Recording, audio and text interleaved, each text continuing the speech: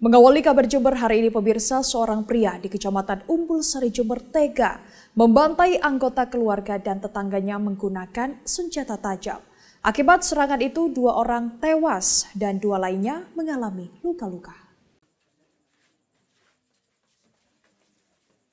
Warga desa Umbul Sari, Kecamatan Umbul Sari Jember Selasa malam digegerkan dengan peristiwa pembantaian yang dilakukan Imam Nur Hakiki.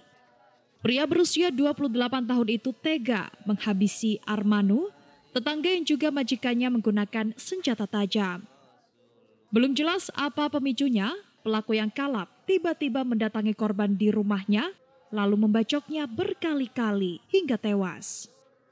Jasad korban ditemukan di ruang tengah dan langsung dievakuasi polisi ke puskesmas guna kepentingan penyelidikan.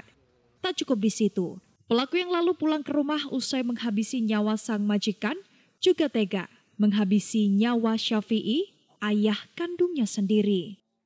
Diduga Syafi'i turut dibantai gara-gara ia mencoba menenangkan amarah pelaku yang saat itu masih membawa senjata tajam. 2 keluarga dekat pelaku lainnya yakni Saminen dan Farida juga turut jadi korban. Paman dan istri pelaku itu harus dilarikan ke rumah sakit karena juga mengalami sejumlah luka. Mendapat laporan warga, polisi segera mengamankan pelaku yang saat itu masih berada di rumah. Namun pelaku juga sempat menyerang sejumlah polisi menggunakan sebilah parang sebelum akhirnya ia dilumpuhkan dengan tembakan di kaki.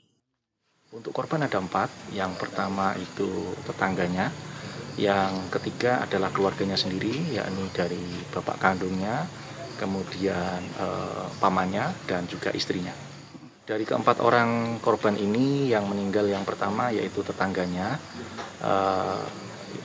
kemudian yang kedua ayah kandungnya, sedangkan untuk istrinya mengalami luka-luka dan juga pamannya mengalami luka-luka dan saat ini masih dilakukan perawatan di rumah sakit. Sementara dari keterangan saksi yang ada di sekitar TKP, antara korban dengan pelaku ini adalah hubungan kerja, yakni korban ini sebagai majikan atau juragan, jual beli jeruk, sedangkan si terduga pelaku ini adalah sebagai buruh pemetik jeruk.